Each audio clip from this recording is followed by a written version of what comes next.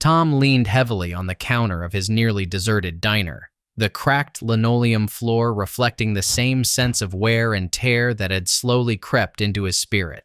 Outside, the old neon sign that once glowed with pride, Tom's Classic, flickered like a dying heartbeat.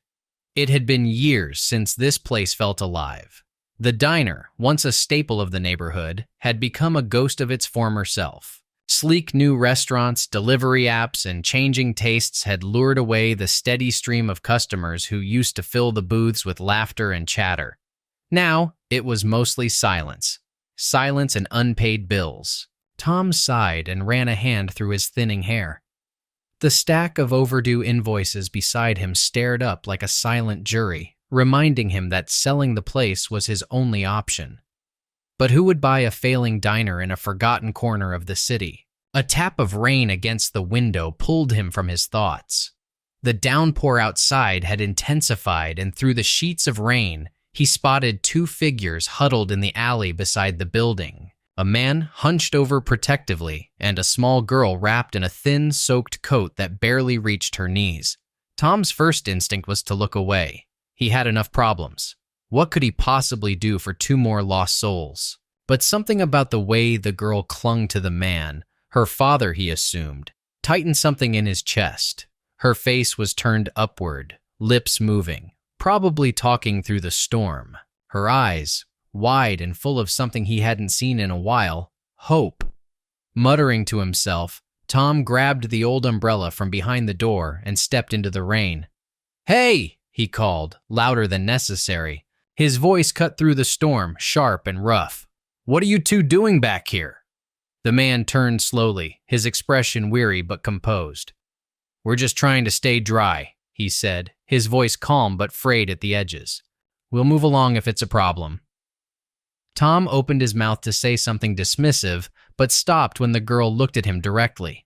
Her face was pale, her coat drenched, and yet she managed a small, grateful smile. She couldn't have been older than 10.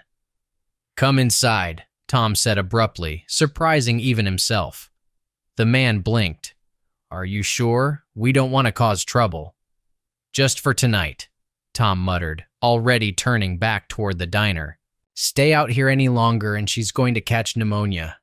He didn't wait for a response. Back inside, Tom left the door ajar. A few seconds later, he heard the hesitant squeak of wet shoes on tile. The warmth of the diner enveloped them as they stepped in, soaked and dripping. The man helped the girl out of her coat, revealing a thin dress several sizes too small. She looked up at Tom like he had just saved her from drowning. "There's coffee and water on the table by the window," Tom said without looking at them. "Sit wherever. Help yourselves." "Thank you," the man said, his voice low and sincere, but the girl's voice rang out clearer. "Thank you so much, sir. This place is really nice." Tom grunted, retreating behind the counter. He pretended to busy himself with paperwork, but he was watching them. The man, David, poured himself a coffee and sat across from the girl. "Sky," she would later say with pride. She pressed her face to the window, watching the rain like it was a miracle. And she talked. Oh, did she talk? She asked about the diner, about the jukebox in the corner, about the black and white photos on the wall. Questions spilled out of her like sunlight, and before Tom realized what he was doing, he was answering them. He told her how he'd opened the place 20 years ago, how the neighborhood used to bustle, how once upon a time people lined up for his burgers and pies. "Why don't they come anymore?" she asked, her brow furrowed with genuine concern. Tom paused. "People change," he said quietly. "Neighborhoods change." She nodded solemnly, as though she understood far more than a 10-year-old should. And in that moment, Tom saw them differently. They weren't just homeless. They were a family. A father doing everything he could for his daughter. She reminded him of his daughter, Emily. He hadn't seen her in years, not since they argued and she stopped calling. But Sky's smile had that same brightness Emily once had. By midnight, Tom had made up his mind. "You can stay in the storage room tonight," he said, avoiding their eyes. "It's not much, but it's warm and dry." David's eyes widened. "We really don't want to impose..." Just take it, Tom said gruffly, cutting him off. Thank you, David whispered, the words thick with emotion. You're the best, mister. Tom, Sky said with a grin so wide it made the flickering neon outside seem brighter. Tom retreated to his office before they could say anything else. Sitting down at his cluttered desk, he stared at the pile of bills again. They hadn't vanished. His problems were still real.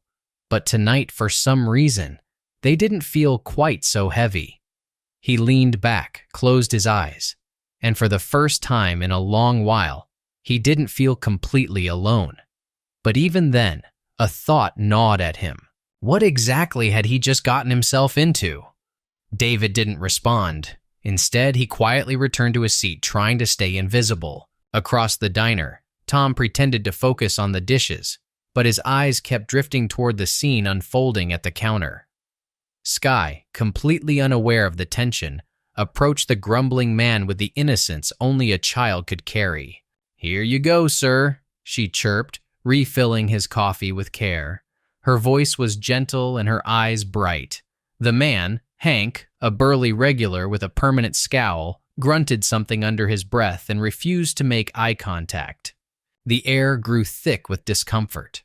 Tom's jaw tightened. He'd known Hank for years, but moments like this reminded him how little he liked the man's prejudices. And yet, Tom had once shared some of those same thoughts, hadn't he? He didn't like admitting that, but it was true. Sky returned to her booth, humming quietly as she arranged sugar packets into a tiny castle. David kept a watchful eye on her, a quiet sense of pride in his face despite the unease lingering in the room. "She always that cheerful?" Tom muttered, finally breaking the silence between them. David looked up, the corner of his mouth tugging into a half smile. "Pretty much. Even when things got hard, she kept finding things to smile about. I don't know how she does it." Tom nodded slowly, unsure how to respond. Something about that answer stayed with him longer than it should have.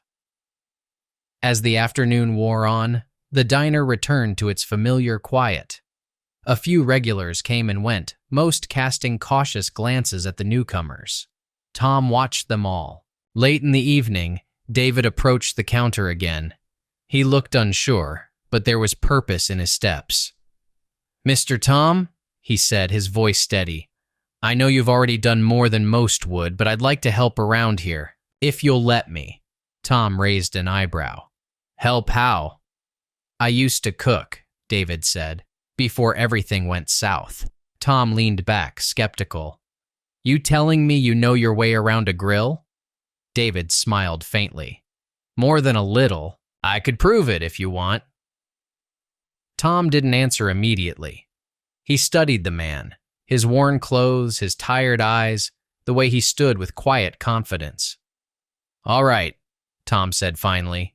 "You get one dish. Impress me." David rolled up his sleeves. "Deal." What happened next caught Tom completely off guard. David moved through the kitchen like someone who had done this for years. He handled ingredients with precision. There was a rhythm to his chopping, a calm certainty in the way he seasoned, seared, and stirred. The smell alone made Tom's stomach grumble. Minutes later, David plated the food and slid it across the counter. Tom took a bite and stopped mid-chew. He didn't say anything at first, just chewed slowly, then set the fork down. "It's not bad," he said. David chuckled. "I'll take that as a compliment." Tom grunted, but inside something stirred. Hope, maybe. Something he hadn't felt in a long time. That night, Tom sat alone in the office, his usual pile of bills in front of him. But his mind wasn't on numbers. It was on that meal, on the girl who turned napkins into castles, on the quiet man who cooked like he still had something left to prove. Maybe, just maybe, this diner wasn't done yet. Word began to spread. Some customers stopped by out of curiosity. Others came because they had heard about the food. One or two returned for the first time in years, surprised by how different the place felt. Tom, who had grown used to disappointment, found himself cautiously hopeful. The diner didn't exactly thrive, but it breathed. The booths weren't always full, but they weren't always empty either. By the end of the week, something subtle had shifted. The air felt lighter. The space that had once echoed with silence now buzzed with the occasional clink of silverware and the murmur of satisfied customers. Tom didn't dread the register anymore when he closed for the night. He still didn't like looking at the books, but now he didn't flinch either. Still, deep down, he knew the real test was yet to come. One evening, after the last customer had left and the tables had been wiped down, Tom stood alone behind the counter. The hum of the refrigerator was the only sound. He leaned against the cold metal, staring at the scratched countertop, thinking. The place had changed. That much was obvious. But had he? David had started arriving earlier each morning, prepping ingredients, organizing supplies. He worked quietly and efficiently, never assuming, never asking for more than what was offered. Skye had become a fixture too. She swept, wiped, chatted with customers like she'd always been part of the diner. Her presence brought a certain brightness, like sunshine peeking through storm clouds. And Tom found himself smiling more. That realization alone made him straighten up uncomfortably. Since when had he become the sentimental type? The door chimed, snapping him from his thoughts. It was Hank. Tom stiffened. Hank strode in like he still owned a piece of the place. His boots scuffed the clean tile as he made his way to the counter. Tom didn't need to ask. He could tell something was brewing. "Got a minute?" Hank's tone was sharp. Tom crossed his arms. "What's going on?" Hank leaned in. "People are talking. About changes, about how this place doesn't feel like it used to, not in a good way." Tom's jaw clenched. "What are you trying to say?" "You know exactly what I'm saying," Hank muttered, his eyes flicking toward the kitchen where David's silhouette moved behind the pass window. "You let one of them take over, and now half the neighborhood's staying away." Tom felt heat rise in his chest. "He's not taking over anything," he said. "He's helping, and he's a damn good cook." "Doesn't matter," Hank shot back. "You're losing your regulars. Maybe it's time to think about who you're letting hang around here." Before Tom could respond, Skye appeared, holding a tray of clean glasses. Her smile flickered as she saw the tension between the two men. "Hi, Mr. Hank," she said brightly. "Want some coffee?" Hank barely glanced at her. "Not today, kid." She blinked, then turned away, retreating quietly to the tables.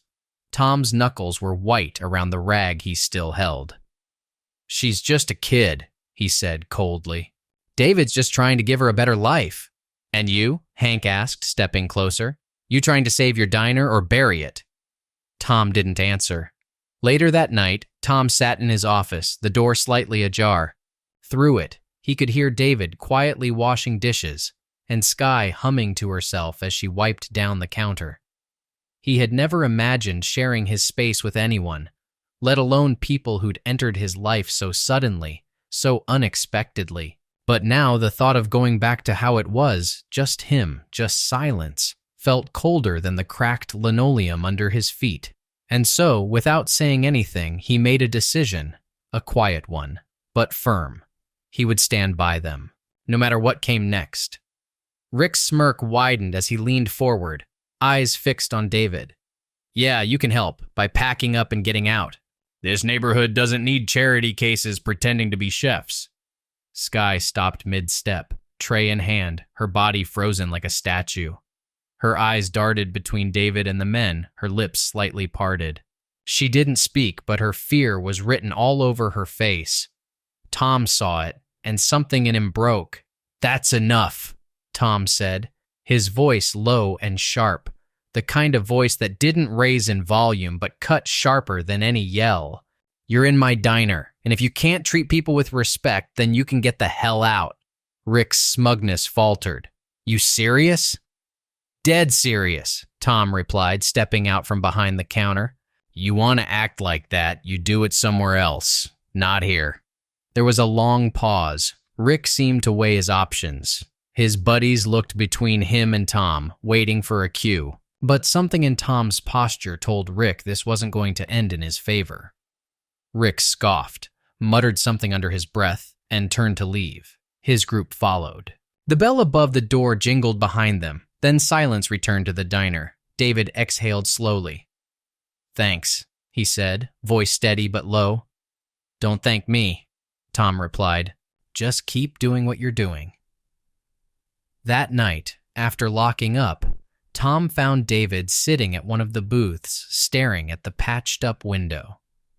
The plywood over the broken glass was a reminder of just how fragile things still were. "Can't sleep?" Tom asked, sliding into the booth across from him. David shook his head. "Not really. Too much on my mind." "Same," Tom said with a sigh. "This place, it used to be all I needed. But lately, I've been wondering if that's enough." David looked up, his eyes tired but alert. "You think we're doing the right thing? Staying? Fighting?" Tom didn't answer right away. He looked toward the kitchen where Sky had left behind a crayon drawing stuck to the fridge with a magnet.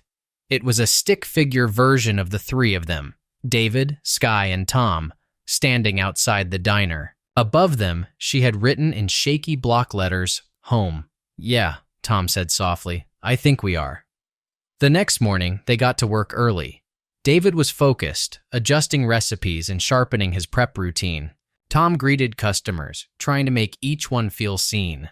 Sky, ever energetic, darted between tables, helping where she could, chatting with regulars, winning smiles even from those who had once seemed skeptical. Word about the place continued to spread. A few people came in after seeing the article Emma had written. Others simply followed the buzz. The food was good. The atmosphere was welcoming. And the story? The story was everything. But not everyone was ready to let go of the past. That evening, Tom arrived to find fresh graffiti sprayed across the outer wall of the diner. The words were cruel, violent, meant to scare. Sky burst into tears. David didn't speak, but Tom saw the way his hands curled into fists. "We're cleaning this up," Tom said. "Tonight." They worked long into the night. Paint covered their clothes. Their hands ached. But by the end of it, the walls were clean. The message erased. A new one, more subtle but stronger, had been written in its place, through action, not words. They weren't going anywhere. The door closed behind Rick and his crew, the tension lingering like smoke after a fire. Tom exhaled, his fingers shaking slightly as he returned to the counter. He didn't say much the rest of the evening, neither did David. After closing, they sat at one of the booths, just Tom, David, and Sky. The lights were dim, the hum of the refrigerator soft and steady. Outside the street was quiet. Inside it was still.